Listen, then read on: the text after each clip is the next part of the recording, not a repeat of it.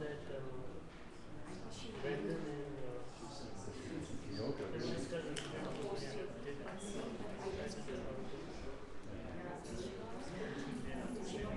Oh yeah, I guess it's a workshop. Yes, that's lectures. Yeah. So they will be available on the KFA website. Yeah, you may have to do some editing, right? Okay. Incredible. Good job. You didn't hear. Yeah.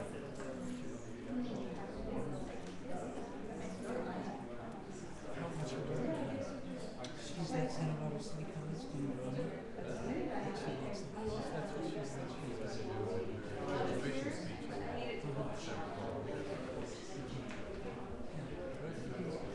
She has several places she's thinking of going from there. My preference is Cal Poly. So just drama places. That's my preference. Yeah. Well, it's one of my students, Patrick Stevenson, went there, and he said it's very high pressure. A lot of money that she will respond to. So it doesn't. She's interested in it. It's got to be a fit. Yeah. Doesn't sound like it.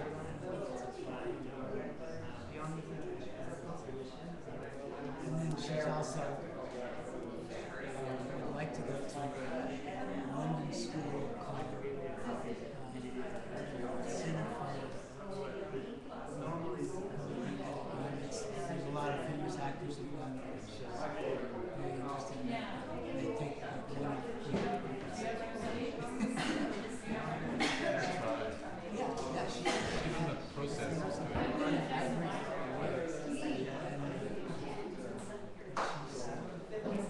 My mom was an actress.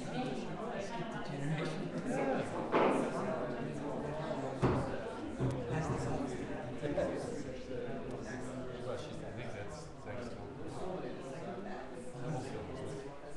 some students in drama. I mean, it's genetic, but it's also good. Yeah, right. Yeah, she.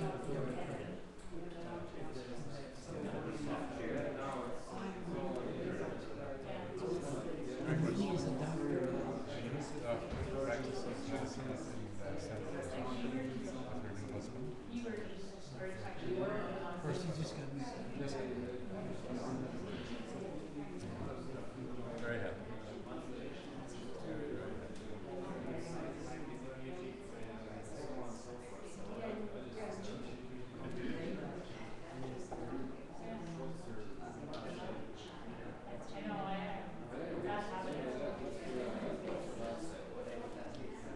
Should we start soon?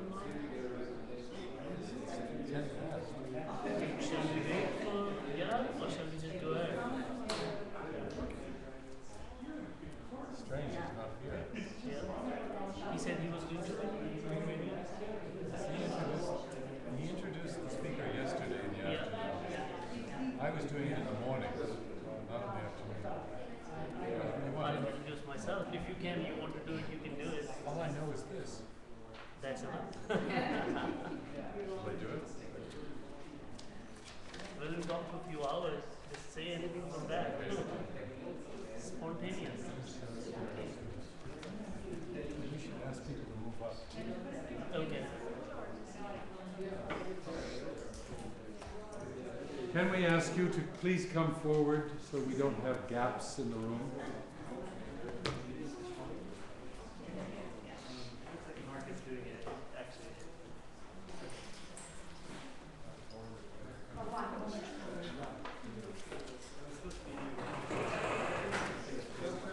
He wants to come, so I he can do it if you want to do it.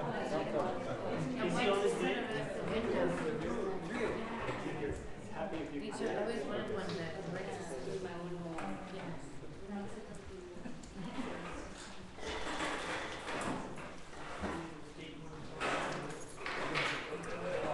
Sorry?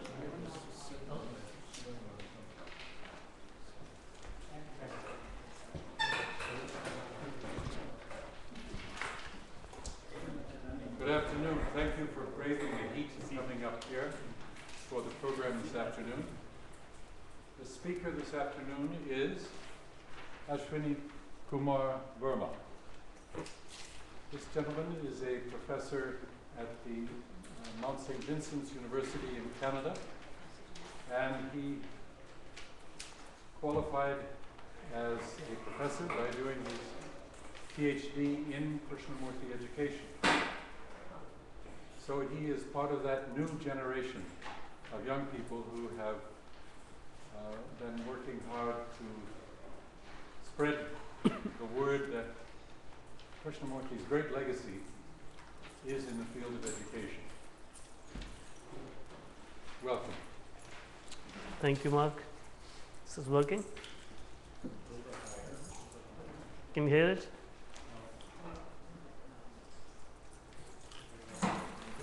Oh yeah, sure.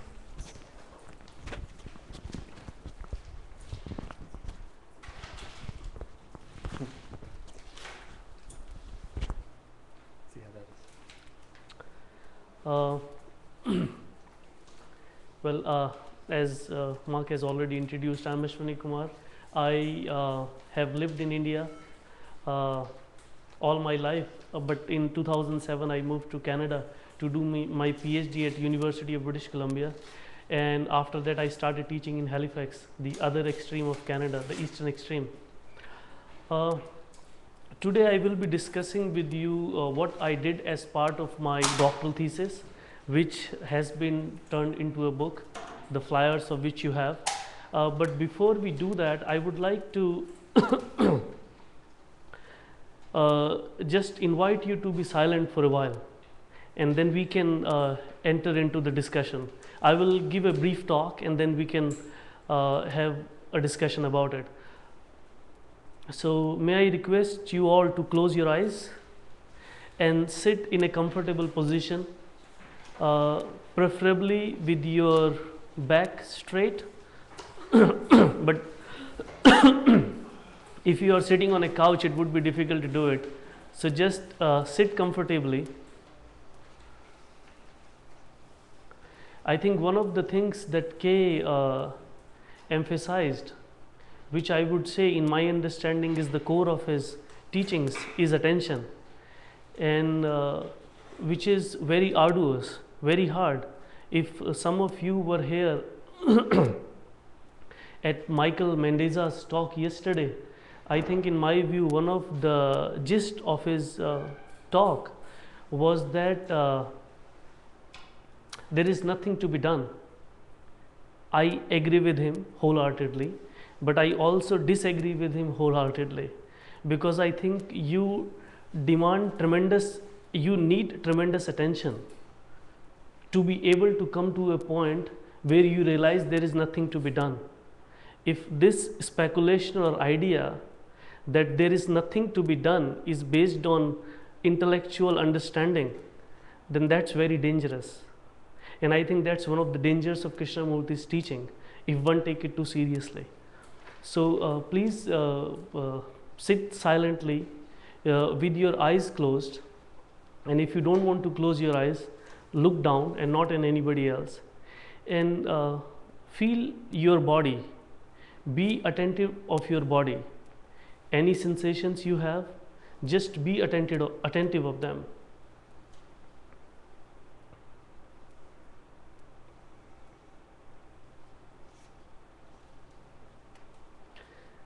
By looking at the body, you can actually understand where the tensions are, where the complexes are, and the way we have lived our lives.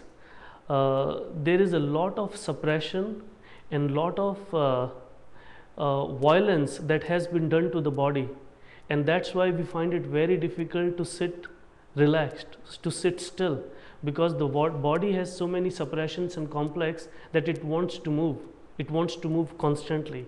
It doesn't want to be attentive. Although the body is not the problem, but what we have done to the body. Now, if I may request you to bring your attention to your breath and watch your breath going in and going out without trying to control it in any way. Breath is also a great indication of the state of your mind, as your state of mind changes, so does your breath. If you are angry, your breath will move in a different fashion than if you are relaxed. If you are relaxed, your breath is deep and relaxed. If you are anxious, tense, your breath is very shallow and it's very fast.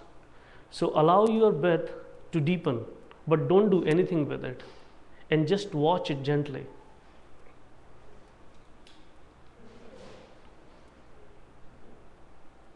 If you move, that's perfectly fine.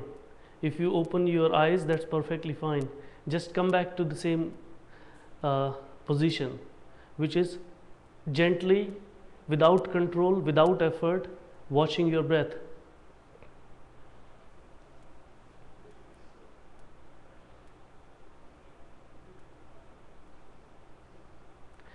And then watch the movement of your mind, the movement of the thought, which is deeply connected to breath and which is also deeply connected to the body. These three things are not separate, they are deeply connected. So your thought is deeply connected to your brain and to your body. So watch your thought, but try not to do anything with it. Or if I can use Krishnamurti's words, let thought be aware of itself.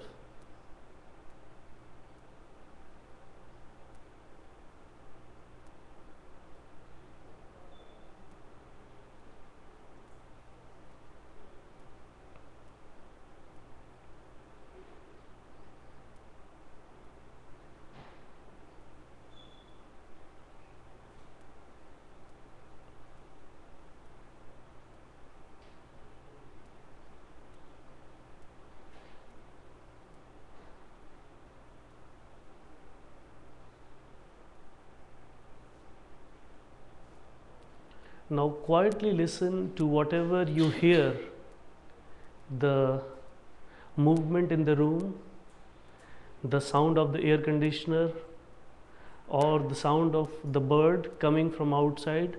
Just being attentive, listening attentively, but without trying to do anything with what you hear, just listening.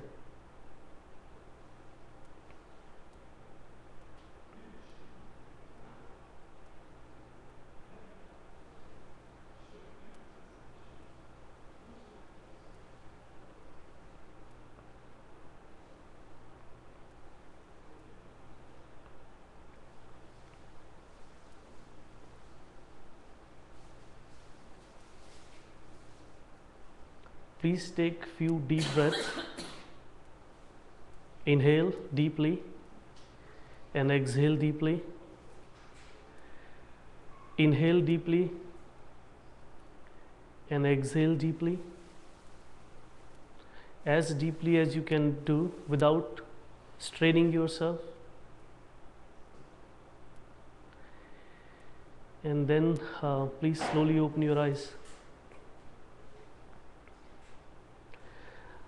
Before I can tell you anything about my book, I must give you some autobiographical introduction, which actually became the basis of this book. I did not write this book for the sake of writing.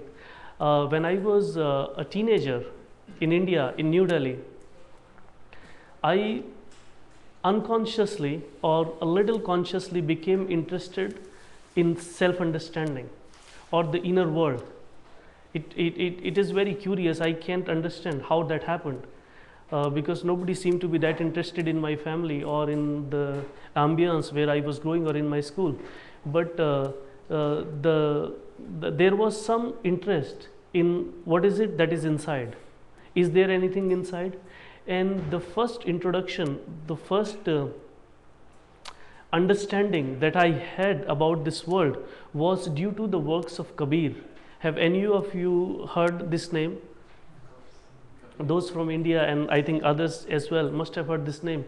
He was a medieval century poet and mystic, and those who have read him, they know that he was as radical as Krishnamurti and in 15th century.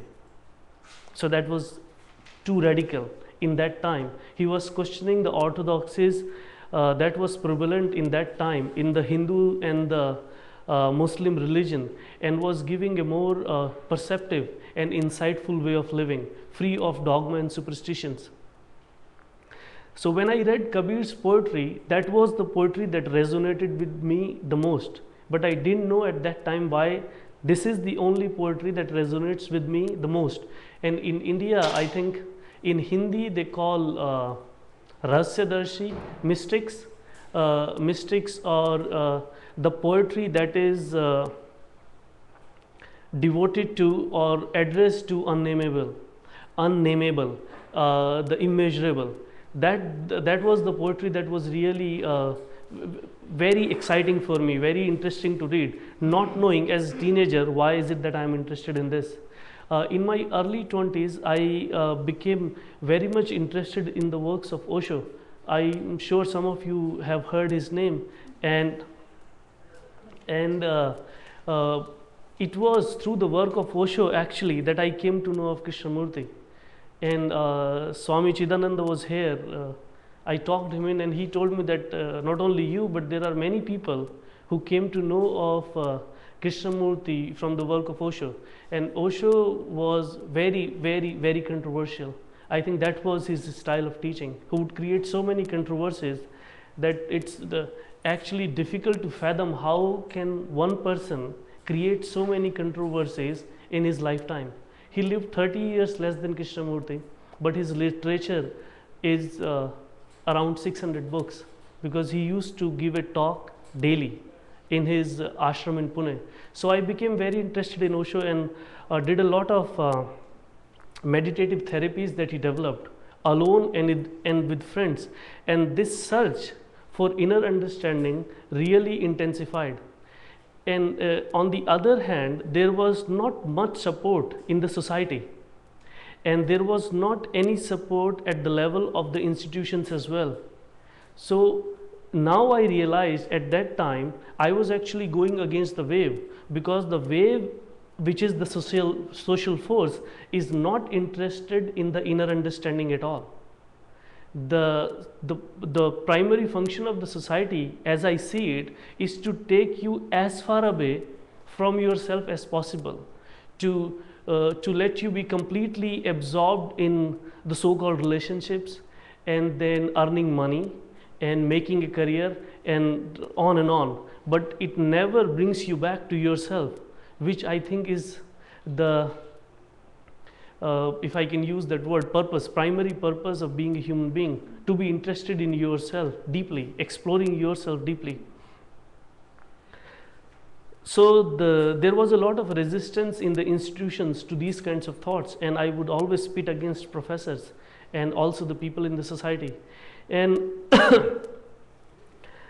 through the work of Osho, as I said, I discovered Krishnamurti, and I started reading Krishnamurti more seriously. And what I realized was that Krishnamurti is very exceptionally clear and precise about the problem that the human beings have, and how that problem is reflected in so many spheres, including the sphere of education, and that this problem is not a philosophical or intellectual problem, and therefore it cannot be met by any philosophical or intellectual or political systems. I'm going to go into detail into this. With this understanding of education that I was developing due to my own interest in seeing the problems of the society and the institutional system, I ended up in a private school in India, APJ school Pitampura, and without any interest in school teaching, because I wanted to be a university professor. It was very clear to me from the very beginning, after I met a very dear professor to me who is no more, that this is the lifestyle that suits me, because there is plenty of time to be with yourself. In the school, I actually enjoyed teaching. I actually enjoyed interacting with the students, but at the same time I saw that schools are actually a very dangerous place, which I have been experiencing all through. That their focus is to make students docile, that their focus is to make students focus on the reward and punishment system, that their focus is basically to dull students' intelligence, because they are expecting students to perform, especially in India, on the examinations. So examinations and the textbooks were the main focus of learning in India. So teachers and students were actually not needed. As far as the curriculum, that is decided for them by the politicians and politicians, and what feeds into politics, the industry and the economy, is to just carry that out. So the inner being of the teachers and student is not important at all, as long as they can implement a curriculum or a program of education that has been decided for them by somebody else. That was really disheartening, and I encourage my students to question the school system and the society in the class, in my classroom discussions, and try to create a dialogical space, so they begin to see how they are being manufactured and how they are being controlled from all sides to do what everybody expects of them to do. I stayed in that school for 1 year, and after that I didn't want to teach, so I came back to the university, but my supervisor forced me to do a bachelor's of education degree. He said, you don't have, in India you will be surprised to know, I think the practice is still prevalent, that in order to be a professor in India you have to pass an exam. It's called National Educational Testing. It's a all India level exam. Unless you pass that exam, you cannot become a university professor, and I did not pass that exams in my 6 or 7 attempts. So I decided that I cannot do that, and my supervisor told me, so the best thing for you to do is to do a B.Ed, Bachelor of Education degree, so that you have some source of income, otherwise you will be in difficulty. I said okay. I didn't want to do it, but I gave a B.Ed entrance examination. And fortunately I was doing the B.Ed program, but the tremendous thing was that within a week I realized that this is the area actually I wanted to be in, because at Central Institute of Education at the University of Delhi, they were talking about the things that I have been thinking about and talking outside of the education circle, and they had many of Krishnamurti's books in their library. So that was the place where I actually decided that I want to be interested in school education, because that's the focus that I think is very, very important and very, very pertinent. And if you see all of Krishnamurti's book, not only his books on education but other books, clearly point to the significance of education and how significant education is if we want to bring about a change in ourselves and in the society. And definitely by education he didn't mean a program that teachers and students have to implement without their subjective interference. On the contrary, education is essentially a subjective phenomenon where you are deeply engaged with what you are doing. I did my B.Ed, and in my B.Ed I read all the books that were available on Krishnamurti in the Central Institute of Education library, and realized that it is Krishnamurti's work that I want to bring about, because you will be surprised, although Krishnamurti is originally from India, not many people know about his work, including in the faculties of education, or even if they know, they think that he is some mystical philosopher who has nothing to do with real problems of the education or the world, which in this book I have shown that how those are those opinions are results of a lack of deeper engagement with Krishnamurti's work. So I taught, I went back to the school, taught for 2 years, did my M.Ed part-time, and brought in Krishnamurti to some extent in my master's thesis. And after that I went to UBC and started doing a work on social studies. That was my doctoral dissertation. But in a year or so I became very frustrated or discontented with the way it was being done, especially because of the way my doctoral committee was moving. So I decided to change the doctoral committee, and Bill Pienaar, who is a very famous educator, accepted me as a student, and then I did this dissertation on Krishnamurti. Now there are 4 major points that I have highlighted in this book. The first point is, and most of it is heavily influenced by my understanding of Krishnamurti and other spiritual teachers. The first point is that the human consciousness is in crisis. That was Krishnamurti's one of fundamental contributions. Although Buddha had said the same thing, life is suffering, but not with the same force as Krishnamurti said it, that the human consciousness is in crisis.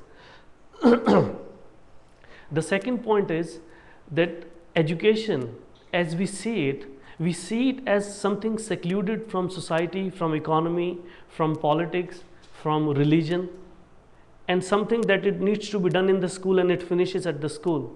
I reject to that idea. I think education is part and parcel of this crisis of consciousness, and I will explain in a minute how, what are those connections.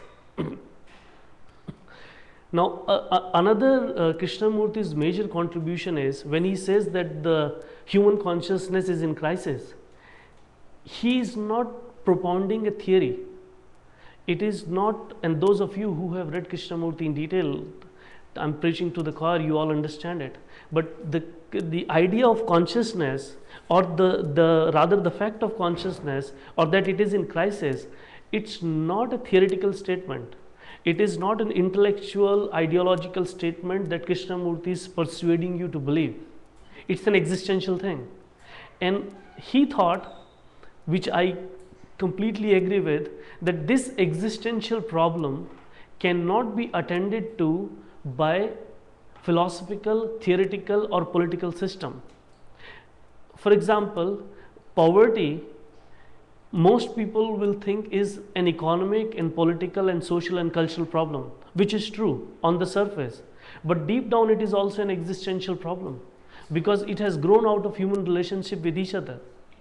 And relationships are basically existential in nature.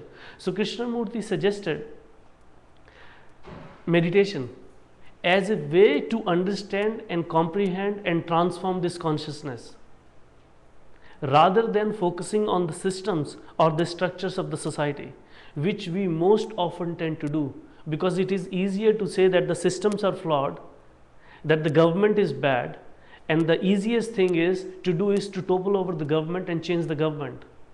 That's a good idea, but that alone is not going to bring about any transformation, because the government also represents us. We are part of the government. As he says, you are the world. It is because of our interactions, our relationships, that the government and the systems have come into existence. And then the final principle is, if we see the relevance of that the human consciousness is in crisis, and that it can only be attended to via an existential approach, which is meditative inquiry, schools should be the places where meditative inquiry should be offered, not as a practice or a systematic discipline, but the engagement with oneself, which may take many forms. So let me get into these the 4 ideas in a little bit more detail. Now, human consciousness is in crisis. As I said, it is not a theoretical statement to which I am persuading you to believe, or which I can prove theoretically. But if you close your eyes, and as we did in the beginning of this session, you could see the crisis, the desire, the fear, the conditioned response, the conflict. It is going on all the time, and it is not even silent in your sleep, because the moment we fall into sleep, the unconscious mind begins to function, which is another form of conflict and suppression and disturbance. So this crisis in consciousness is perpetual, and this crisis is not only limited within ourselves, it has reflected itself in the outward society. Let's take few examples. Fear. Krishnamurti has given a tremendous attention to this factor of fear in ourselves, that how predominant it is, and if we pay our attention, we can discover in a 2 or 3 days that most of our actions, most of our thinking, most of our projects are ridden with fear. And it's a tremendous discovery if we can make it and if we don't suppress it. And that fear not only affects us, but it also affects the way we form relationship. It also affects the way we live in the society. Now, majority of the people think that the problem of accumulation, that some people have more money, some people have less money, it's primarily due to the capitalist system. I am against capitalist system, but the Marxist proposition is very dangerous, because it thinks if the capitalism can be destroyed, the tendency of psychological accumulation can also be destroyed. And I think that that the problem of accumulation or economic inequality is not just a outer problem, it is an inner problem too. I accumulate, I hang on to things, I hold on things not only because of the capitalist system. Human beings have done that all throughout their history. So accumulation, which has brought about so many dangerous problems in the world, so much inequality, so much conflict, is actually rooted in fear. Similarly, the idea of nationalism, why people are so interested in religion without inquiring, and most of the religions except perhaps Buddhism and parts of Hinduism and Jainism, most of the religions have encouraged acceptance of beliefs, of faith in God.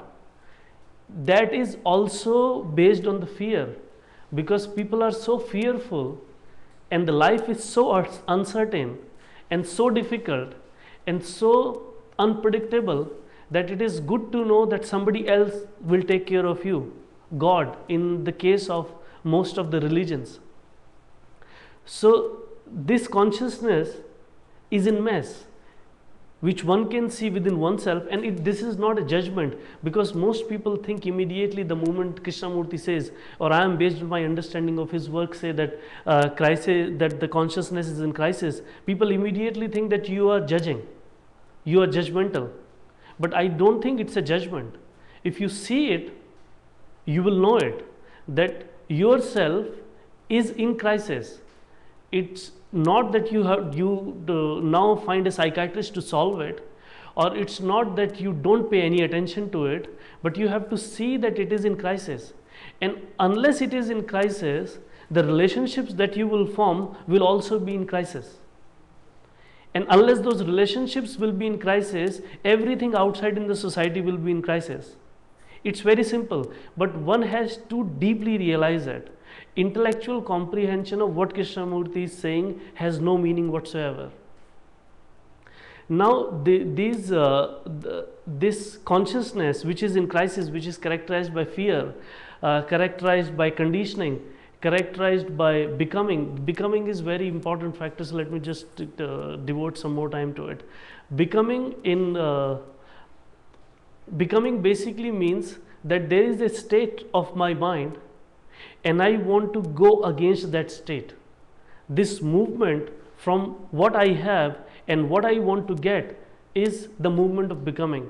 For example, I am feeling angry or I am feeling fearful. My whole being is either to suppress it or to move away from it. This movement or this suppression, Krishnamurti calls becoming.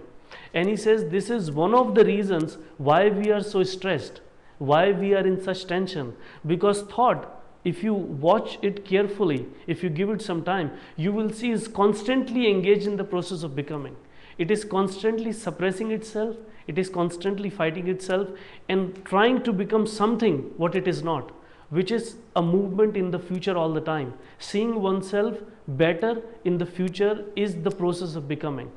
And although some psychologists will say it is a good thing to do because you can see yourself better, and actually in my understanding it's a very destructive thing to do with yourself, because you are creating an image and then you are pursuing the image rather than seeing what you are in the moment, which demands much more attention. It's much more difficult. So these things, the fear, that we are deeply conditioned, that the society conditions us through market, through culture, through politics, are clearly reflected in the field of education.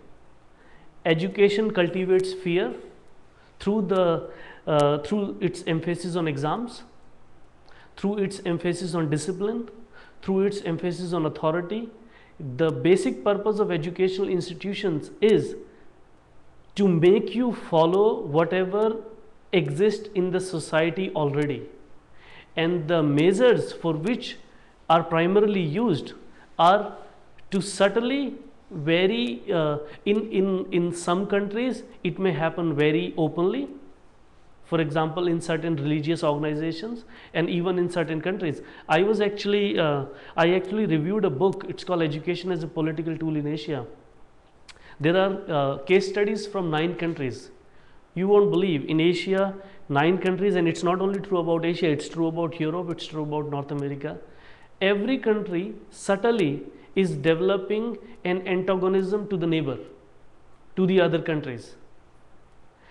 In India and Pakistan, when the kids grow, they know nothing about the other country, but they know that that country is our enemy. An Indian professor has done a study on it to show how the kids' perceptions are formed right in the childhood because of the conditioning processes. So school, in my view, is part of this larger consciousness, and it not only reflects the consciousness, but it also perpetuates the problem of this consciousness. So fear is cultivated in the schools. Schools also condition children's mind, and schools emphasizes tremendously on this process of becoming. Not what you are, not what you want to do, not what you want to understand and learn, but what will get you, that is valued in the society. What job will be valued in the society, so pursue that road. What career will be respected in the society, pursue that road. So schools, instead of, I don't know where I was reading today or yesterday, that the main meaning, the original meaning of the word school is to have leisure, to think creatively, but it has become completely opposite. It is not a place of leisure, it's a place of work that has been decided by some other people for the teachers and the students, and teachers and students have to carry out that work.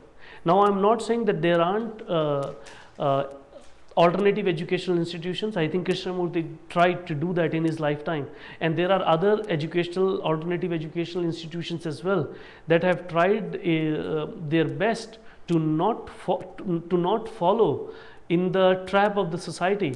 But this trap is very strong, and it gets to you from above or from below if you are not very aware of it. And because our own selves is part of that social trap, it is very difficult to say it.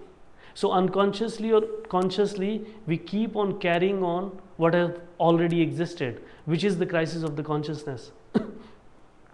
Now, as I said previously, that this crisis is existential. It actually exists inside of you and me at this very moment.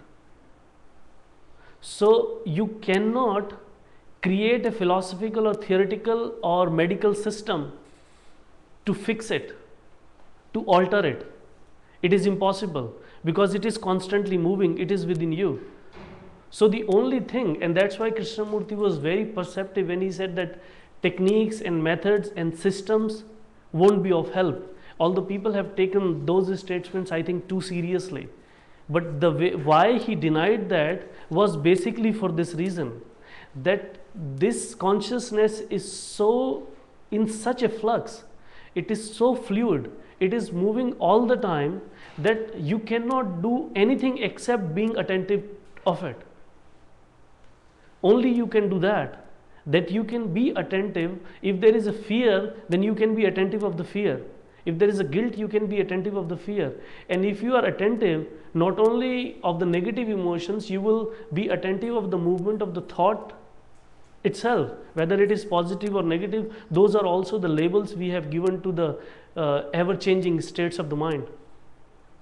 So a little exercise that we did, it is not going to make you attentive, but if you are serious, you will see that the attentiveness begins to grow, that you begin to listen, that you begin to observe, that you begin to pay attention to your own body and your own breath and the movement of thought and whatever surrounds you, but not as a practice or a technique, but because you are understanding, because you are interested in understanding the movement of this consciousness. Now, if we realize this, that our consciousness is in crisis, that it is very important to study it because it affects whole of human beings, including ourselves. And we have also extended this crisis to the planet because we have almost destroyed the planet. So if we realize this, I think one of the purposes of the school education should be provide opportunities so that teachers and students study themselves, so that they can pay attention to themselves. But given the current circumstances, that seems impossible. But in my work and the people who are serious about education, they have been trying to make people understand how important is that. I don't think we can change systems, convince Obama or any other politicians to make it a program and implement it in the school. That would be another disaster. The only way it can happen is when we see the significance of it and that study or awareness is happening in our lives. That has an impact which is totally different. Thank you. Yeah, now it's open for discussion. You said that our consciousness is in crisis, everybody's consciousness is in crisis. Isn't it better to say maybe most people? Because when you say everybody or all, from a philosophical standpoint, It doesn't matter. If it doesn't matter, you have to see it in yourself. And I have to see it in myself. So you can put that statement aside completely. But here and now, can we look into each other's consciousness and see what is happening there? But my point is, you as a scholar, who is highly rational, highly educated, to make a statement that everybody's consciousness is in crisis is factually inaccurate. Because there might be one person. Do you understand what I mean? I totally understand, but see, here I am a scholar, I teach in a university, but that's my partial interest. My main interest is to talk about these things, is to discuss these things. And there might be people, of course, who can deny that, but I haven't met many people.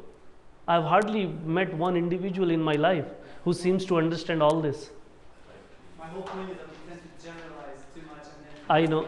it's not a good thing because there could be exceptions. Could we be creating our own consciousness, crisis of consciousness, by our stepping and our manipulation of stepping and choking out simplicity? Isn't the basic nature of the law of nature of man and the nature of our being so simple that we interfere with that process by choking out simplicity? Can you explain a little bit more? So my question would be, the tenor of the choking out of the simplicity creates the birth of the complexity itself. And then the birth of that complexity creates the confusion. I think both the simplicity and the complexity exist together. So I don't think that the life is simple, and I don't think that the life is complex. I think it is both. And the way human beings are, it is much more complex. And the Krishnamurti says again and again, can we be simple? Can we look at things simply? Totally fine. But you have to be true to yourself, whether you are simple or whether you can look at things simply. I think human beings are very, very complex. Not denying that the simplicity is not possible. But as I see it, we are very, very complex. I want to thank you for bringing out what you brought out, because I think it's right on for right now, forever. Thank you. Thank you. Yeah, please, I don't mind criticism, so you can criticize me as much as you like and ask me as many difficult questions as you like. Yeah. I didn't see it as a criticism. I saw it as a, he was probably drawing attention to be attentive to what his inflection is, that maybe necessarily not all is one. Correct? That's very true. That's very true, because I don't know about everyone. Correct. I don't know about what is going on at this moment inside you or anybody else. So I'm not disregarding that idea, but it is, but see what happens is, like people used to say this to Krishnamurti as well, but the problem is, I don't want to put a garb of scholar on me and not say what I really don't want to say to make it correct. I don't care. So I say what I really see and feel, and if I'll come across a person who doesn't have this crisis, I'll bow down in front of him. I have bowed down. But so far the people I have met, I doubted. It's not a judgment or a condemnation. It's the way it is. It is. Sorry? It is. It is. We are in the process. Yes. So you do see a place for methods.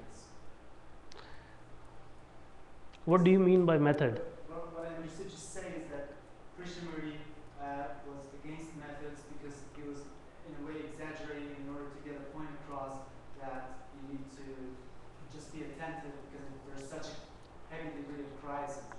So you said that he denied it because of that. So do you... I think, see, Krishnamurti was criticizing the mentality that we are all caught in. So mind basically seeks method, because mind works on steps, on prediction, on control. That is what its very search is. So when somebody gives you a method, you feel good. There is a book by Krishnamurti. It's called Krishnamurti in Education. I think in the very first chapter of the book, Krishnamurti asks his students, the students who have come to listen to him, young children, sit down quietly, close your eyes, make sure that your eyes don't move, that your eyeballs don't move, that they stay static, and look between the two eyes. Now, I don't know whether you guys have heard of a small book called Vigyan Bhairav Tantra. Have you heard of this book? Vigyan Bhairav Tantra. It's in Hindi. Yes, that's name. the name. Yeah, and there is a book by Paul Reps, Zen Bone, Zen Flesh. I think this is the title of that book. In that book, Vigyan Bhairav Tantra has been translated. It's an ancient Indian text. And in that text, exactly, Shiva is suggesting to Parvati, close your eyes, don't move your eyeballs, and look at the third eye. Krishnamurti wouldn't use that word because people will become so interested in that and start asking him questions. So I don't think Krishnamurti was against what has been traditionally considered method by teachers. Like he would say, go and sit under the tree and be attentive. Now Zen teachers have been saying that to their students forever, that go and sit and listen. So in that way, I don't think methods are problematic, but methods are problematic because of your own psychological greed and desire, that you want to get something out of them. But as an existential experiment, I don't see any problem with them. But that's just my point of view. Please. In your talk, I didn't see anything about curriculum. Could you please elaborate and see, tie up into your talk? I don't think you mentioned anything about that in your talk. In what sense? What Curriculum. about sexuality, about a course in college? Maybe my knowledge is limited. I'm asking you to please. No, no, I'll explain. Actually, the word curriculum has come to be I was having a discussion with a colleague of mine just now, that the word curriculum has been reduced to something what it is not. Curriculum in the current culture means a document or a plan or a program of instruction. But the actual meaning of the word curriculum, which comes from a gerundial verb, carere, which my supervisor Bill Pinar actually brought to the attention of North American and then global scholars, that in actuality curriculum is carere, which is a verb, which is a living thing. So Is what? a living thing, No, before that. Correre, Currere, it's a Latin root of the verb, which actually means to run the course, running of the course. So curriculum is not a static, planned, organized, documented thing. It is something that is moving, living, changing. And that's what education actually means. So I can understand that this title can be misleading, but curriculum as meditative inquiry is not to prepare a course or to develop a program to implement at the university of the schools. It is more of an understanding. Can we view curriculum in education as a process of meditative inquiry? Now, if you have that perception, that understanding, and that insight into the nature of human beings and its connection to education, then of course you will prepare your courses in a way that it allows for meditative inquiry. But it is not an instructional strategy to guide you develop a course. But if we engage with it, that engagement, like when I design my courses, dialogue is a very important part in them. And the attentive listening, being respectful to each other, but those things come as more as an organic, harmonious things rather than instructional plan.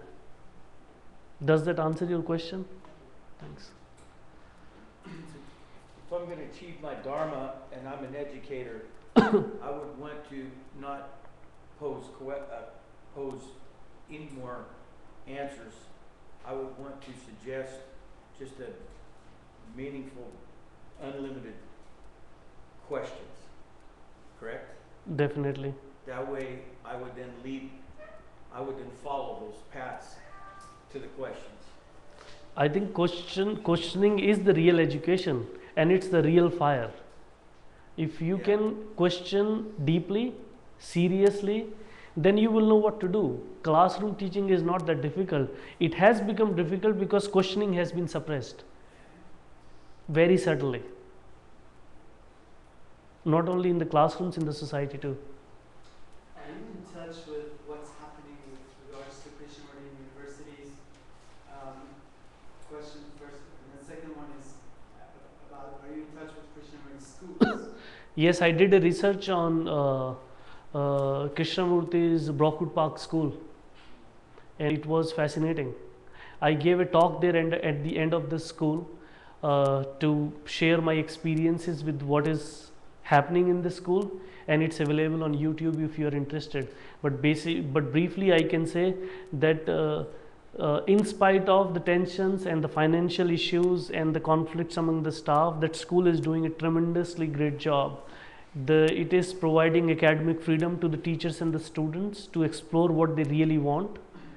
It is based on the inquiry. Inquiry is encouraged at all levels. In that school, you will be surprised that dialogues are happening at all levels and every time. And then the focus on student and teacher relationship is considered much more important than what they are studying.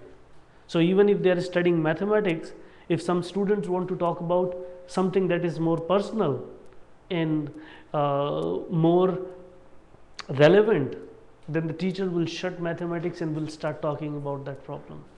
So I would say that Brockwood is a very exceptional school. How important is it in your mind to have an hour a week dedicated to inquiry, as they call it in Brockwood?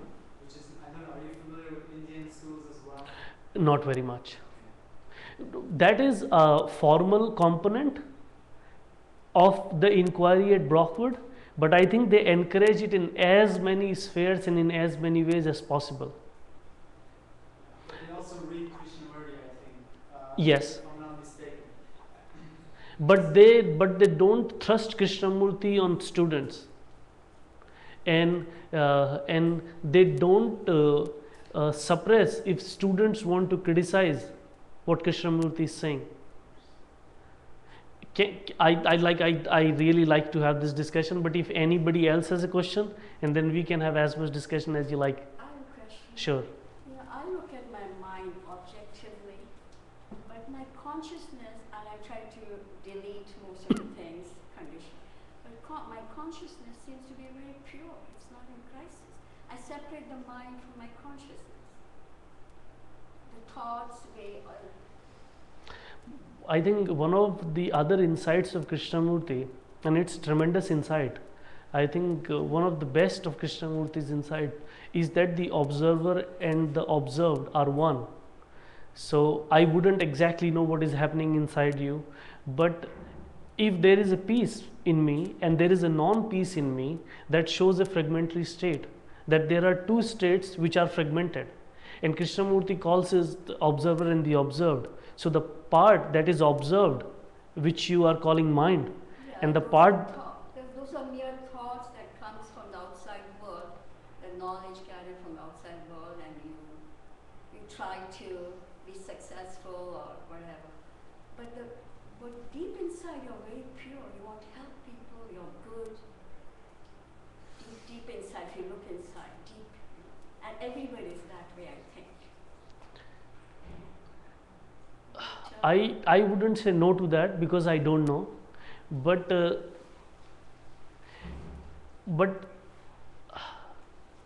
I don't know how to answer that question because I haven't come to that place. So what I know is the crisis. So if you have come to that place, it is your responsibility to help people, because I think that's what Krishnamurti was doing. Yeah, that's what Krishnamurti was doing. Because when you come to that place, then there is, I think, an explosion of energy that you want to share with everyone, and that's what he did for 65 years of his life. Sometimes I can fall back in that, the mind game, but I pull myself out of it immediately. But what is pulling out? Do you think is it still mind that is pulling out? Yes, you have to use the mind to get rid of the mind. You're using the mind as an instrument to get rid of the mind. But, and I don't know what is happening inside you, but that is one of the most cunning ways in which minds operate, because it thinks that it can solve its problems, but in actuality it can't solve a single problem. It can solve. A single problem. It cannot. cannot. But isn't that the goal, to solve it? Isn't I- that what we're talking about? I think understanding is more important than solution, because we don't know. Because if we have a solution, that means we already have a goal towards which we are moving. So I think my focus, No, the goal is already there. We are already pure. I don't know about that. Oh, you don't know about it. Yeah. If you go deep inside, can't you tell that you really want to be good and help people and do everything? Yeah, that is my wish, but I don't know whether in... No, it's not a wish. Wish is here. But deep inside there is, it's so pure and so peaceful. I'm glad you have found that. The expression of that, when I say, I'm such and such a way. No, that I is the thought I. That's a different I. The one that is already, you're feeling it. You're just feeling it. It's not the I. I just feel it. And it comes across when I'm having, relationship with people. It comes across that feeling, compassion, love. One thing that I can suggest from my reading of Krishnamurti and some other people as well. Once there is that consciousness, which is compassion or peace, mind or thought cannot function again. in the same It fashion. functions very little nowadays. It functions less and less and less. Yes, Can you please. help me with the space, to understand the space between the observed and the observer? And how can I just come to an understanding of that differentiation and the value of that knowledge? Well, I think it's very simple. It is happening in you all the time. Observer and observed basically means that there is a division between you, and you can see that division anytime you want. Anytime you have few minutes, you can sit down and close your eyes and see the division is there. And you can see it in an extreme emotion very easily. If you are angry, you will see that your mind is trying 1 and 10 ways to get rid of the anger, or it is trying to indulge in it, but it won't stay with the anger itself. So this whole approach to get rid of the anger is the separation between the observer and the observed. Anger is the observed, and the observer wants to do something to it. That is the main conflict or the clash. But that is, you will see in extreme situation. But if you pay attention to the way your thought functions, you will see it is happening all the time. Whole movement of thought is basically the movement of observation, observer and the observed. So where should I be in the space between the two? I don't know. I would just begin with paying attention to it.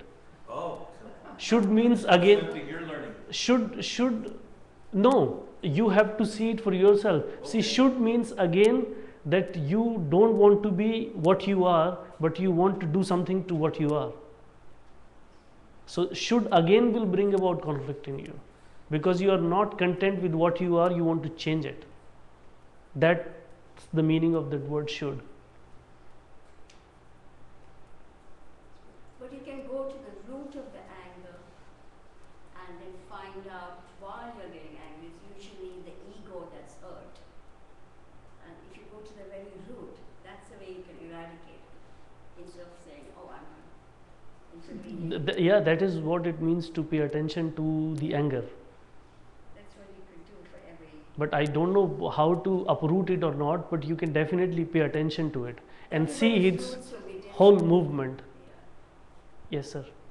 I think we're speaking in absolutes here, which are not, you can't really apply that to what Krishnamurti is teaching. As far as your question,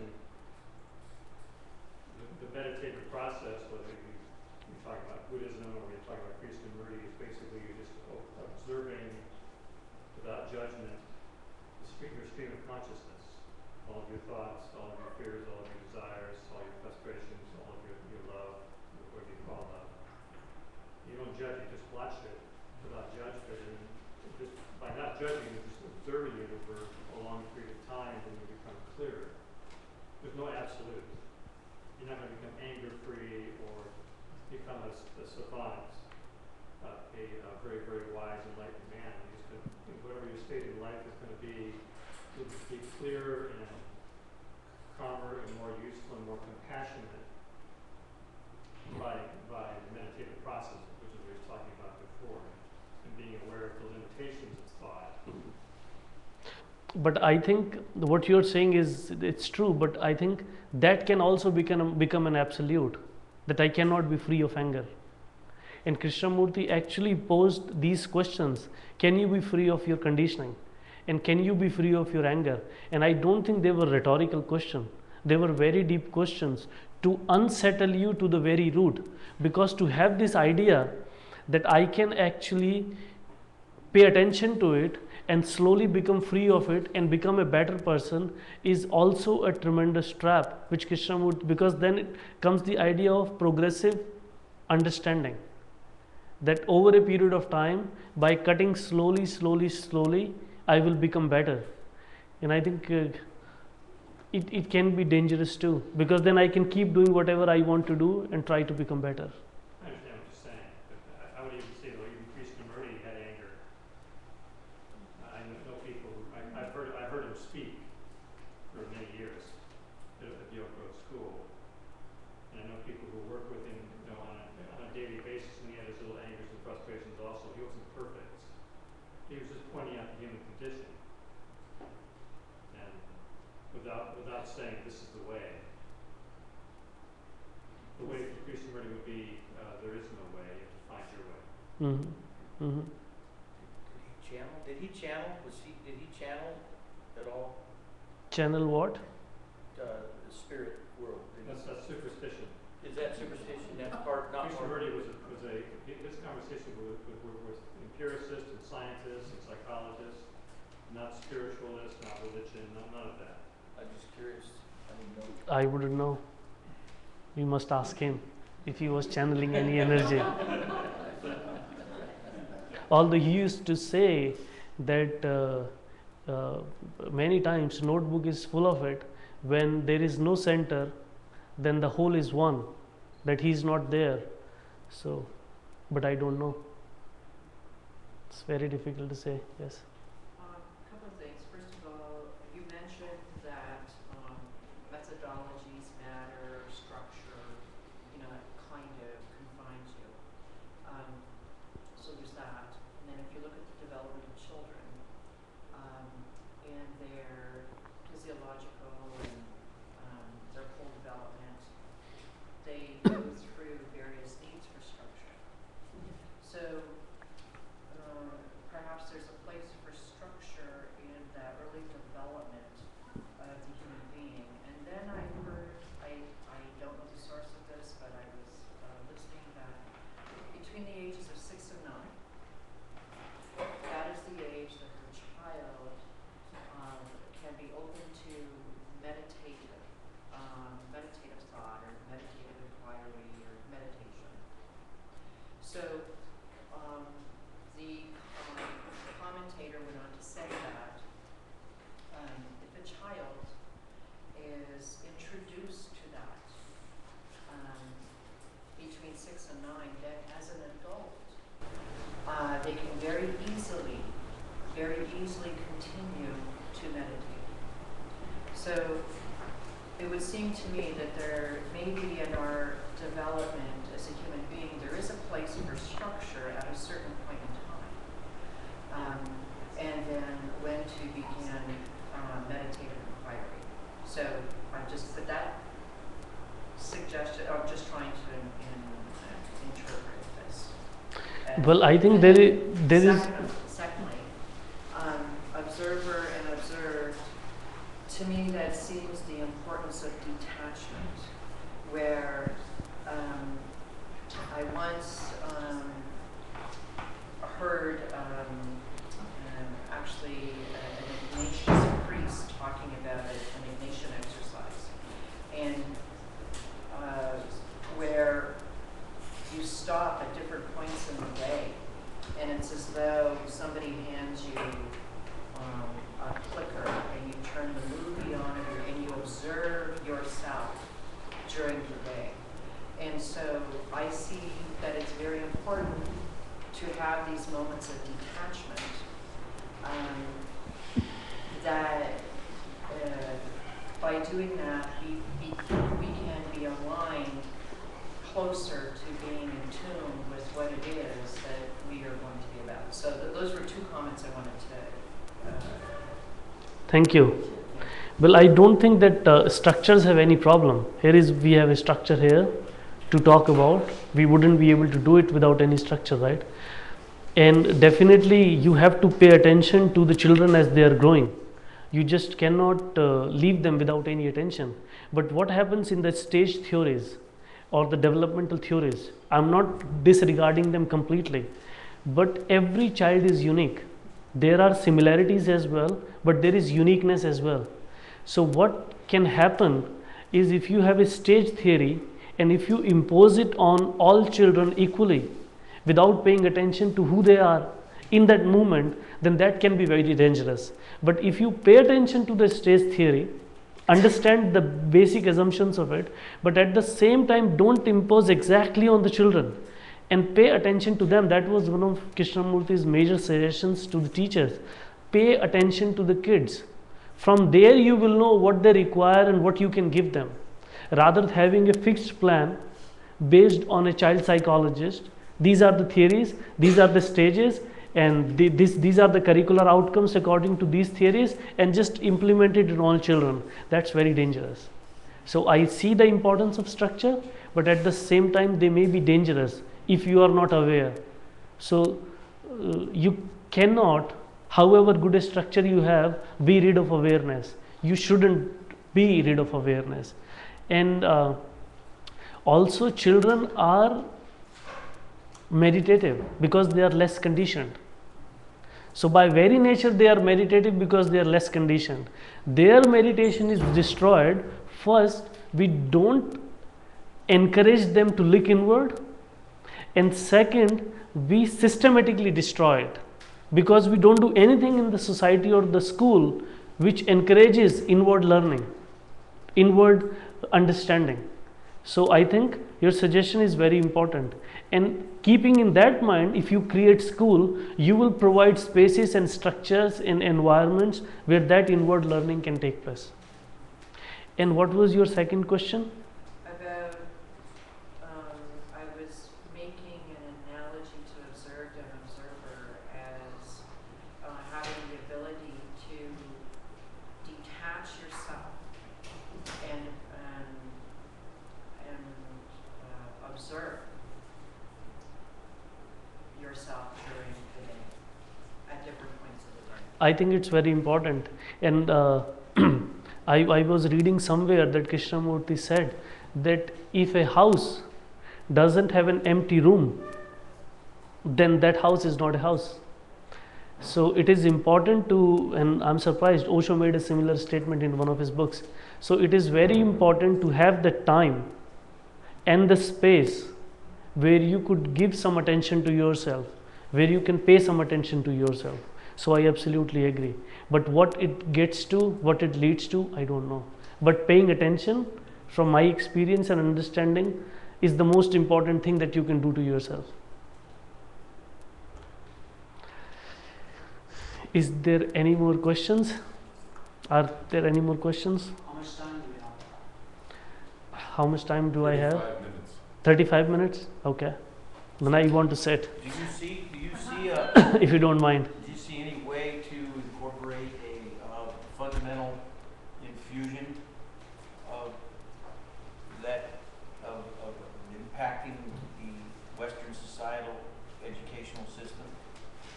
Do you see a way without toppling it or without causing a major runaway or a major fear? I think people should become interested in it.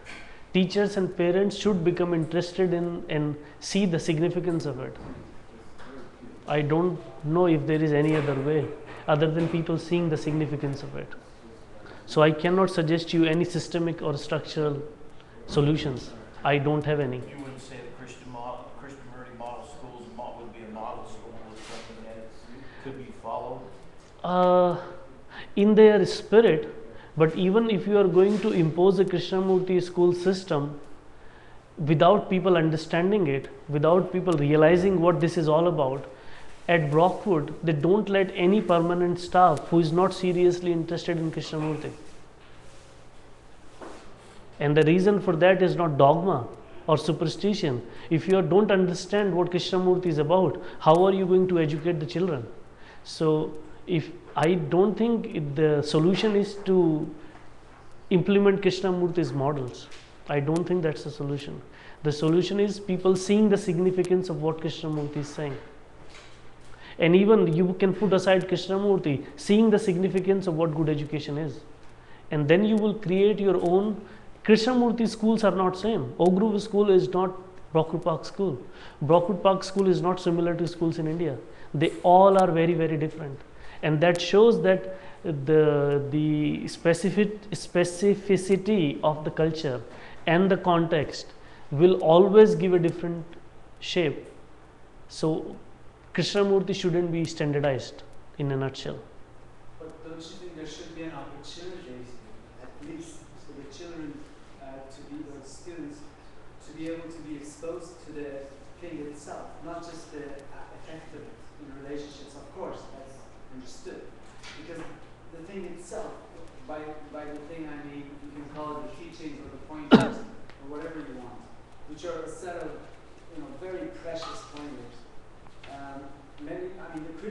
that I've heard from some people who are familiar with this work is that sometimes there is no Krishnamurti at all. It's like that they are also ashamed of even associating themselves, you know what I mean? And I'm wondering what your thoughts are, because I know in Rockwood it's more explicit. They actually dedicate an hour or so into the program for this kind of inquiry. At Oak Grove School it doesn't exist. I don't know how it is in India. I wouldn't know about India. We have a person from India, Satya, he might give you more information, but I can definitely, I definitely see the point in giving students the opportunity to see the teachings for themselves. There is no doubt about it. But if you are really interested in the teachings, and if you are what Krishnamurti calls living them, experimenting with them, students will get it.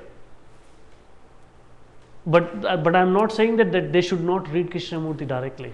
But what you can do is you can actually become ashamed of Krishnamurti because you don't understand him or don't engage with his work, and then slowly you can use his schools also as a way of economic remuneration rather than the reasons for which he established the school. The danger is there. Definitely the danger is there. I think there might be one basic difference because Brockwood Park has older students.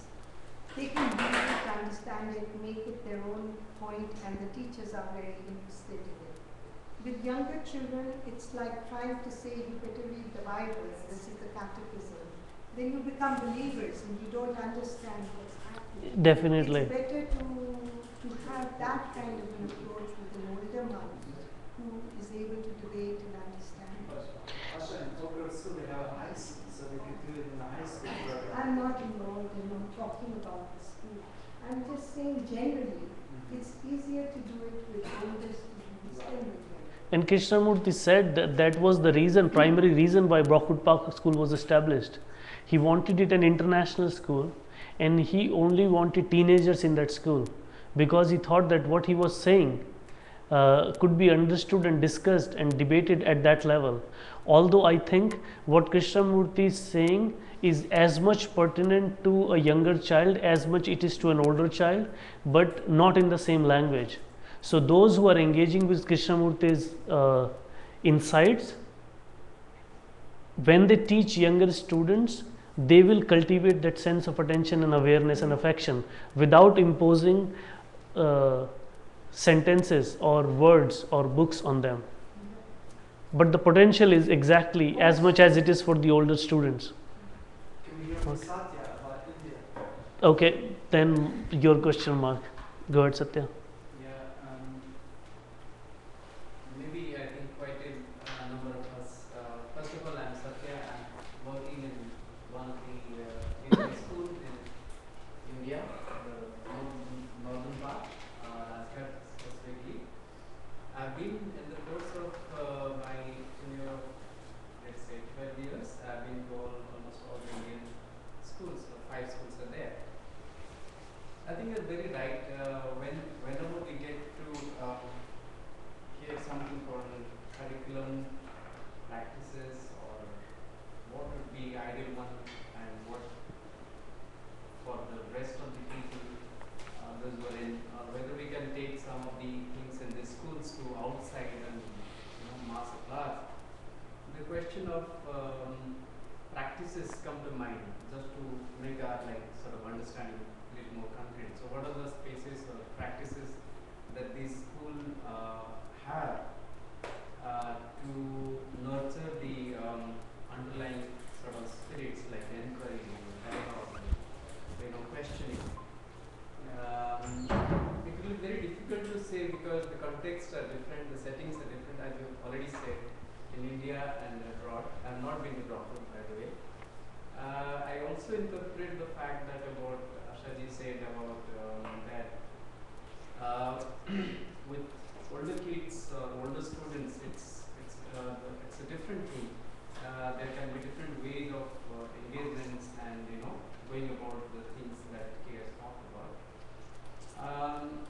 Yeah, in Indian schools, I think there are various ways. We have just to as I said, few. I think there are spaces for senior students mostly. They are encouraged to have sort of culture classes where they come up with their questions about life, about their relationships, and amongst the junior, I think teachers, I think we go more for living for, the teachers lead themselves, the spirit of what has been spoken about, the physics, what he says, and that's how it goes to children as a kind of not in a in a kind of verbatism or instructional way of teaching of Krishna, but I think the way they live, that goes to them. I don't know whether I'm not a good speaker by the way, but somewhat like this. And I do see, I think, on the different ways, the different schools they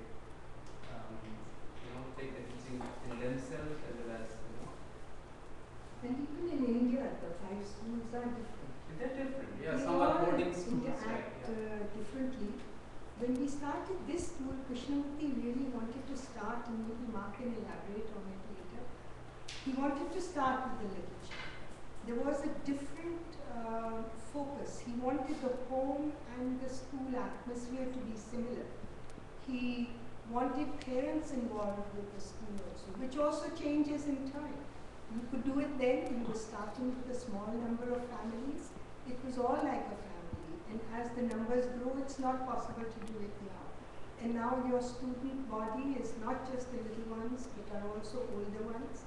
So you do, and when I was in Rishi Valley, they did have those culture classes. And actually, I did partake in the culture classes. And I took one of Krishnamurti books because I felt very strongly we should expose them to Krishnamurti books. So I covered it with a brown paper cover, and I took it in, and every day we'd read from it, and then we talked about it. And the children were very moved by the descriptions that were in the book. And then sometime later, sort of near the end of the term, I said, "You're all ready for reading Krishnamurti." This was a Krishnamurti. And they were all very surprised. But so it's different ways. You don't want to say this is very important, and because I say so, you should read it. They will never touch it. They will never be interested in And it. even my own daughter, we never told her to read Krishnamurti. She came upon it herself and read it in another school in their library, and then came back and said to us, "You know what you guys are interested in makes sense." I was so delighted. But that was the end of it. I didn't then go back and say, "Let's form a curriculum," or "Let's see what your understanding is, and this is your lesson for life." Not at all. Hopefully everyone finds their own lessons in life. I think that's where it becomes problematic. I think the best way to share anything you want to share with anyone is indirectly. If you try to impose it, I'm surprised Gurdjieff and Krishnamurti used to say this, that we don't teach directly. We have to teach indirectly, because the moment you teach directly, there will be resistance. So if you are really interested, I think the children are very curious in their teachers if they are really interested in teaching, and they will ask you what to read when the time comes, rather than you telling them what to read. Also, they are very conscious of authenticity. If you are true to yourself and you are interested in something, they will try and find out. Definitely. If they see falsehood in your way of behaving, then they won't be interested in it, right? Yes. Definitely. I just sum up like what I wanted to say. It's much more implicitly rather than very explicitly we go on, sort of throwing Krishnamurti to children, but they somehow come upon in the course of our discussion, in our, in the relating with the day in and day out, in the hostel life, it comes up, and those spaces we engage with. And that's what it means, right? They are living. If you live them, and the things that Krishnamurti pointed out are not esoteric things about moons and suns. He's talking about what you go through in your daily life. Jealousy, comparison, greed, anger, that is happening every day. So you don't, if you are really interested in Krishnamurti, you don't even have to mention his name. Those things will be taken care of. Mark, your question.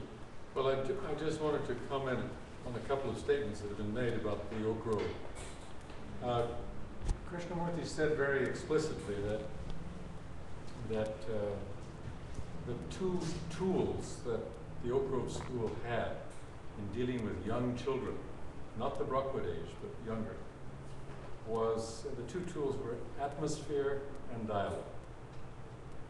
And by atmosphere, he explained very carefully in this whole series of talks that he gave here.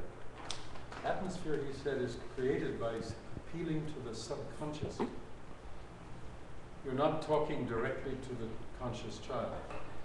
You're appealing in the way Deeper things are layers. done. In the atmosphere of the school, you're appealing to that child's subconscious. Because the conscious mind is going to resist. It's going to object. It's going to compare and contrast. It wouldn't even understand at that age. Right. So, you don't go there at all. You stay out of the conscious mind. You deal with the unconscious, the subconscious. And it's conveyed through very elemental, very simple kinds of approaches, having to do with the way the child looks, the way the child listens, and the way the child learns. He said it over and over again here, unlike any of the other talks he gave at any of the schools in India or at Brockwood, that these three arts, the art of looking, listening, and learning, were the bedrock of the education of young children. He said, don't teach my teachings. Leave the teachings out of it. Don't mention my name. They're not to study any of this. You approach the issues through the subconscious. Yeah, but we have also high school though. We're not just dealing with little kids. Same thing. So why is it the same thing here and not in Brockwood and not in India? India has culture classes, Brockwood has English, Oak Grove has nothing. Oak Grove has its own way. Each of the schools has evolved over the decades its own approach. And our approach was completely informed by Kay's working with the faculty. Larry was a part of it, he knows this. Working with the faculty to enhance that sensitivity to the subtler issues, completely without the intellect. I'm sure that's the case, but what is missing is there is no opportunity for children in Oak Grove High School students, which I've talked to have exposure to Krishnamurti other than indirectly, as they do in Brockwood and Indian schools. Why? But is there anyone from Oak Grove School here? So, could I speak? Yeah, of course. Hi. You know, when we use words like these absolute kind of words, it kind of raises hackles because it's just so hard to be truthful.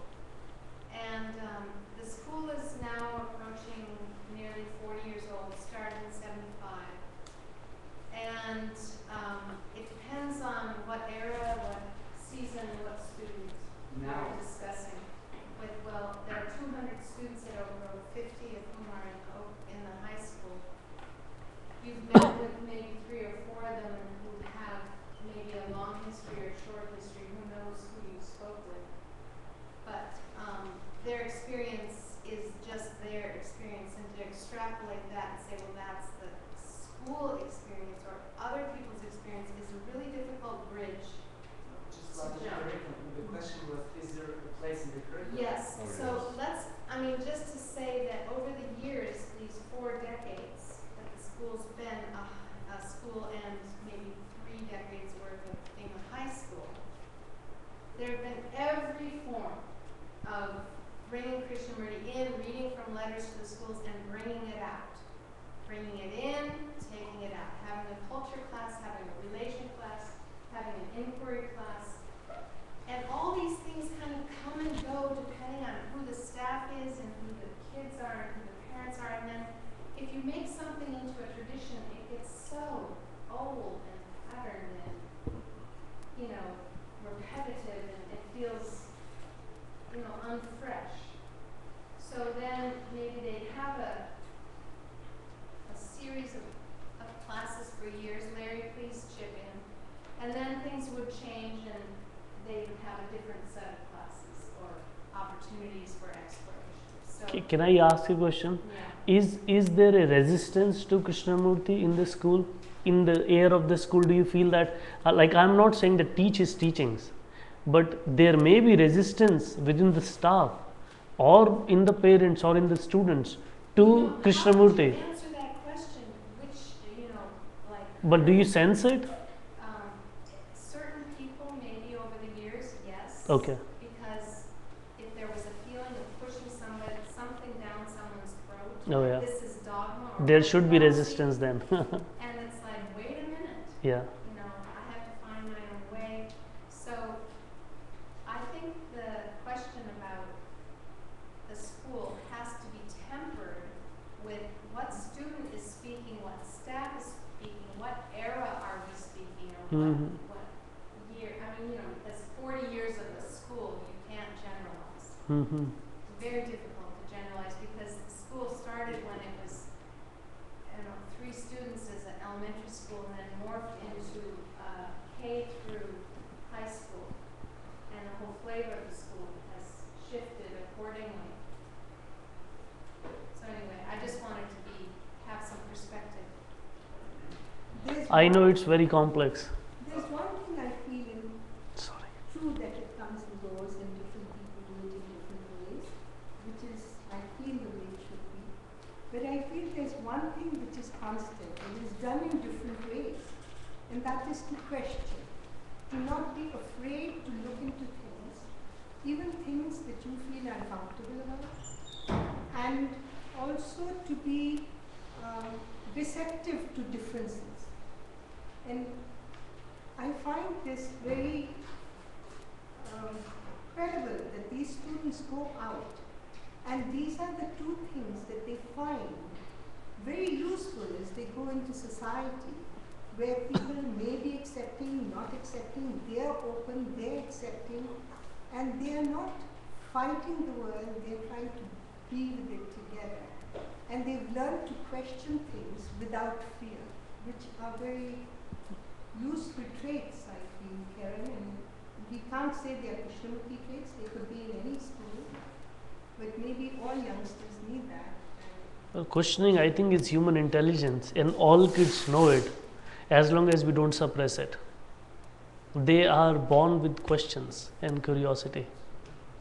I'm a middle school teacher in Los Angeles, somewhat low socioeconomic neighborhood, and almost none of the parents have gone to college. A lot of them might end up dropping out even, tend to get low grades, and major discipline issues, loss of defiance, right now especially becoming prevalent this year at my school. And you see a place for some of this meditative thing in a public school setting like that? I think there are definitely possibilities, but there are also a lot of restrictions in public school. Especially the US is going crazy after the standardized testing, right? And control over teachers' freedom and control over students' freedom. So there are restrictions, but as I said, when I was in that private school in India, because I was interested in it, I was trying to do it in whatever way I could. But so you could do it in whatever way you can, but I am not very hopeful about these public school systems because they are basically anti-educational. Basically what? Anti-educational. Oh, the students? Not the schools. Oh, the schools. Students want education, but because the system is so flawed that they resist and then they do odd things. Well, our current superintendent, one of his major principles, with which I'm at variance, is that all knowledge is measurable. In fact, he has this meter now that he set up. All the principals are supposed to adhere to this meter. And that's all over the world. But in US it is becoming more condensed, more and more condensed. So that's what education has been become. Whatever can be measured is educational. Whatever cannot be measured is not educational.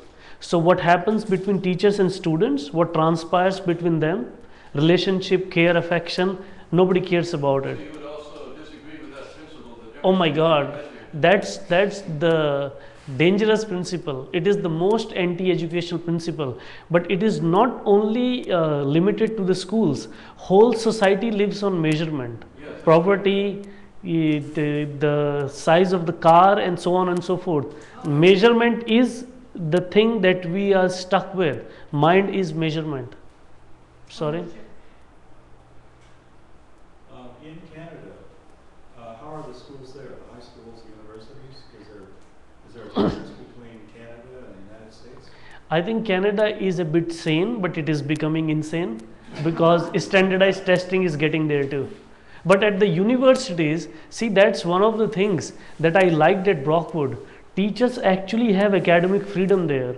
So the academic freedom is a notion that is prevalent in universities. Like I will teach courses in which I have a specialization, which I understand, and I can also offer elective courses. Like I taught a philosophy of education course in which I completely focused on Krishnamurti. So, and then I can design the courses the way I want. I don't have to be actually accountable to anyone. As long as between me and the students, it is working out, that we are learning. But in schools, nobody cares about academic freedom. And I don't understand how can you teach without academic freedom. Good teaching requires freedom at its first step. But in the schools, we control teachers, thereby control students.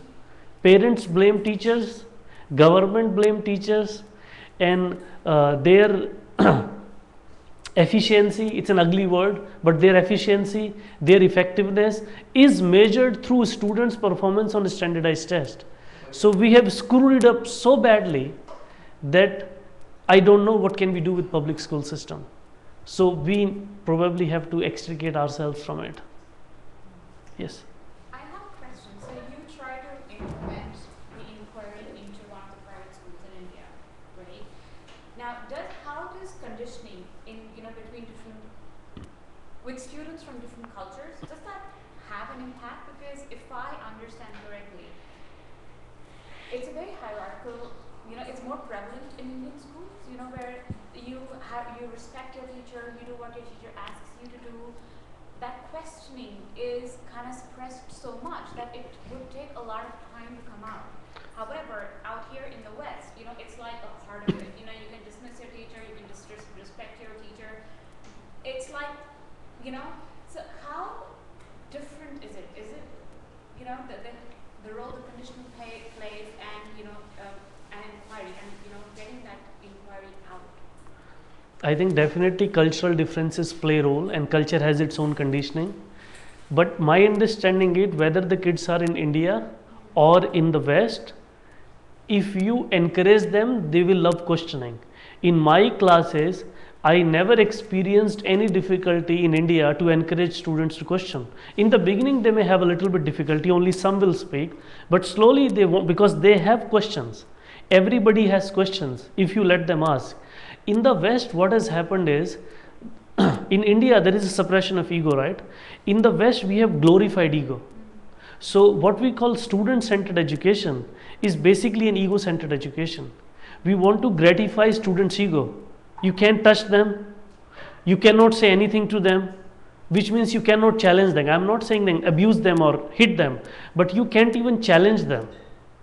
So in the West, we have deprived kids of a close contact with the teacher and the possibility with the teachers to challenge them. But if the environment is supportive, they would like to be challenged because they want to ask questions. But the whole environment is against that, not only in the schools but outside of the school. See, this is a very different world. If you go outside and if you ask these kinds of questions, people will get irritated, offended, that why are you talking to me like this? But in a Krishnamurti culture, this is This is acceptable, that you can ask questions directly, you can ask difficult questions. But in the general level at the society, where do you think these conversations are going on? People can't meet with each other and talk without a coffee or a beer. There has to be an excuse to talk. Direct talking, where does it exist? It's very rare. That's my perception anyways. This woman has a Sorry. Just a couple of things. With reference to Riza's concern about speaking, addressing Krishnamurti directly in the schools. Can you speak up? With reference to this gentleman back there who was concerned about the ideologies and the philosophies of Krishnamurti being Not ideology, but well, his teachings or pointers. from what I gleaned just a little bit from this morning and a little bit now and a little bit from people about Krishnamurti's life, it would be very dangerous if it was some kind of form of indoctrination which would be counter everything that Krishnamurti in the inquiring mind would want the student to have. So it seems to me Krishnamurti was not so much about keen on being Krishnamurti, but opening up the minds of others. So indoctrination is a concern whether you're in a public school or whether you are in a family or whether you are in a private school. Being indoctrinated by someone else's dogma is of great concern. So now my other piece is I have taught teachers in teacher education, and also specifically with regards to special education and special education credentialing. And I have removed myself from that because I have not found a class of adults who are going to be teachers, and in the classroom, no matter what classroom they're going to be in, it could be a private school, a public school, that they are afraid of inquiry. They aren't opening themselves up to very important discussions that we need to have at a level at higher education. And it's all very simple, and it goes back to a book by Parker Palmer, that you teach who you are. You teach who you are, and if you do not have as a teacher, and it's so important when you take that role as a teacher, and I also teach in the field of elementary school, that you are still a person of active inquiry, and that's essential. Because when you're in that classroom, regardless of state standards and documents referred to as curriculum or curriculum, okay, you still have the ability to impart and to incite wonderful activity of inquiry in your classroom. And if we do not do that, we are setting our children up to be rats in a maze who will jump at a Hitler or follow a Stalin, or will not think critically, will have not been opened up to do that. And the way I see it, this world of North America desperately needs teachers in every kind of school that will open up the child to an inquiry so that child will make decisions and think for themselves. Because it could be hypothesized that the teachings of Krishnamurti may be a platform for another teaching. There may be more to learn. There may be someone that's going to take us beyond and put it in a different way. And this is the importance of teachers, and I believe that our schools should pay more attention to the teacher that is in the classroom.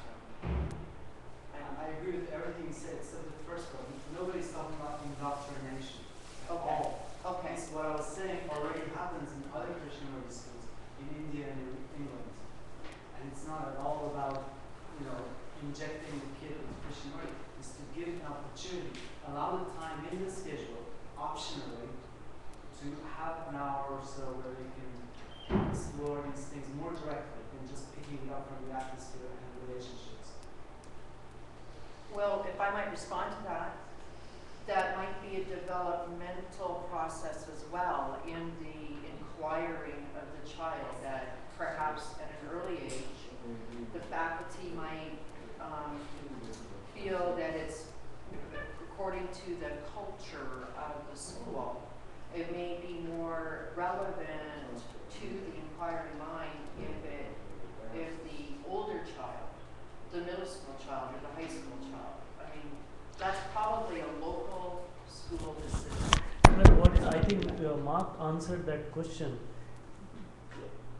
Krishnamurti inquiry is not Krishnamurti's inquiry, and it's not inquiry which is conceptual and intellectual. You can read Krishnamurti, you can have dialogues with it, but basically, essentially, what Mark said: look, learn, and listen. That's what he said. That can be shared with a very young child, and that can also be shared with an older child. So I don't think that but if you try to impose it on someone, then there will be resistance, howsoever good the teachings are. So that's why it has to be indirect. If it is direct, it will backfire. Now that goes back to my concern for the teacher. A master teacher will be able to know when to circle around indirectly and bring out the I think it will happen spontaneously. That's why there cannot be a plan. All plans are dangerous. It has to happen spontaneously, intelligently, and creatively. You can't have a plan. That the government officials must understand, but they won't. And with regard to that, did you say that the teachers in Rockwood arrived with an interest in Krishnamurti or an inquiry? Actually, the teaching was just an outcome. They didn't want to become teachers. They were interested in Krishnamurti. And they wanted to go to Brockwood Park School because there is a Krishnamurti Education Center there. And some of them weren't even teachers, but they started teaching. Bill Taylor, who is the director at the moment there. So their primary interest was in Krishnamurti. Even those who are teachers there now, permanent teachers, they are there because they are interested in Krishnamurti. And I don't know. I mean, in Oak Grove, is that does anybody know? Is that a prerequisite for the teachers to come in with an interest in Krishnamurti, or at minimum an interest in inquiry? Or I think it is not. They expose it to him. They try to expose the teachers to the teachings in different ways. I shouldn't speak for the school, but that's what I have heard. Well, I'd like to just amend what you just said about Brockwood, because like I say, schools go through phases. And the last time I visited Brockwood a few years ago, the administrator told me that it's very difficult to find teachers who are interested in K and have academic credentials to teach chemistry. This combination of So they hire the electives. teaching expertise along with interest in K is a magical composition, and if you can find it in people, it's brilliant. But when you can't, and your parents are requiring you to give the kids a good education, so-called standard conventional good, and then your intention as a school is to provide this supplemental visionary intentional piece, it's a tricky question for faculty to face, and parents and students and everyone. So it's not exactly accurate to say teachers at Brockwood come with an interest in K, because most recently they have two kinds of teachers. Those who are residential staff. Residential staff, they don't take in, as far as I understand, they don't take it anybody as residential staff unless that person shows interest in Krishnamurti. But as far as non-residential teachers are concerned, those who come and go, those who come just to teach some subjects like biology and chemistry, they don't have to have any interest. But for the residential staff, they are very particular. Again, I think varies from year to year. When I was there, that was the case. Yes, I think the intentions are always there. Whether they can implement it each year is really up for grabs. And in Oak Grove now, is there that intent to find? The intention is always to find teachers who have credentials, vocational interest in being a teacher. It's their passion. Because over the years, you might have passion in Krishnamurti and love chemistry and have a degree in chemistry, but people can't teach. I mean, they haven't that facility to work with young children, even though they have a love of Krishnamurti and a love of the subject matter. And that's true in India too. I mean, it takes discrete skills to be a master teacher. It's something you learn, and you are sensitive and have that kind of vocational interest. We all know good teachers, and we know crummy teachers. Last question. It's a different subject, but maybe for yourself or maybe for Frode. Some years ago, there were a lot of discussion about connecting with professors in the universities who were interested in Krishnamurti. Of course, Brendan, Martin, Hilary Rodriguez, and so on. I'm wondering these days, is the foundation still interested in these contacts? Are you personally in touch with other professors?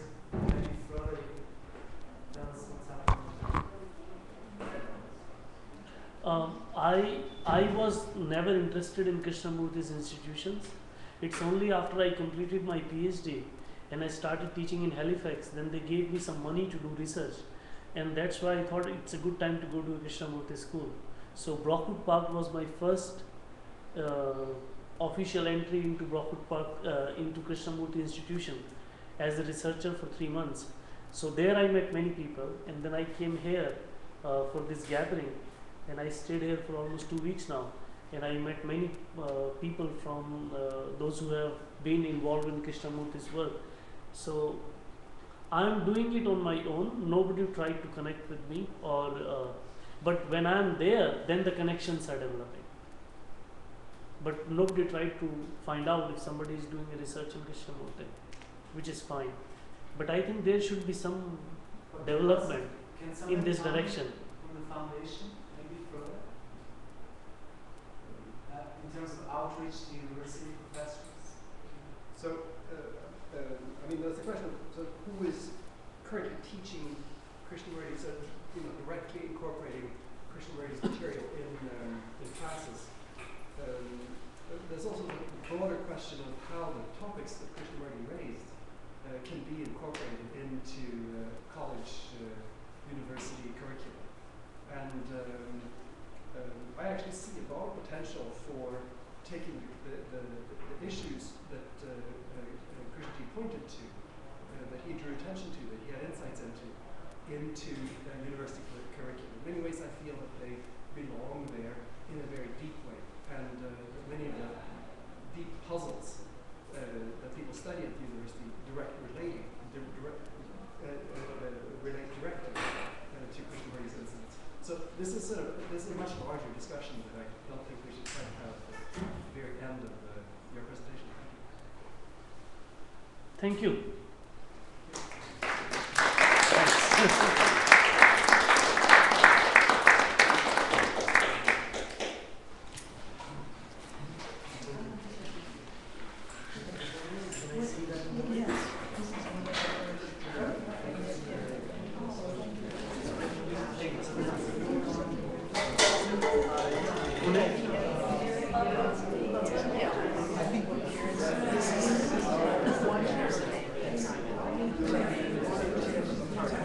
In Bombay? In Bombay.